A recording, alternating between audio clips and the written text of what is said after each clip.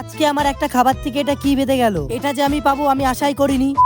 চলো তাহলে ব্যাপারটা প্রথম থেকে বলি। এই যে 6টা প্যাকেট দেখতে পাচ্ছ, আর এইগুলোতে নাকি আমি খেলনা পাবো। এটা ছিল আমার প্রথম প্যাকেট, আর দেখো এটার মধ্যে আমি কি পেলাম। আর এটা হলো আমার দ্বিতীয় প্যাকেট। চলো এবার দেখি এটার মধ্যে কি পাই। আর দেখো এটার মধ্যেও আমি একটা পেন্সিল কাটার কল পেয়ে গেলাম। আর এবার যেহেতু আমি 3 নম্বর প্যাকেট খুলবো, চলো এবার দেখি এটার মধ্যে আমি কি পাই। আর দেখো এই প্যাকেটটা খুলতে আমি দেখতে পারলাম প্যাকেটটাই কিচ্ছু নেই। আর এই ভিডিওটা বানানোর কারণটা হলো কোন প্যাকেটটাই খেলনা বাঁধতে পারে সেটা জানানোর জন্য। আর এবার খুলবো আমি এই 4 নম্বর প্যাকেটটা। চলো দেখা যাক এই প্যাকেটটা আমরা কি পাই। আর দেখো এই প্যাকেটটা যখন খুললাম, এটার মধ্যে আমি কিসের একটা কাগজ দেখতে পারলাম।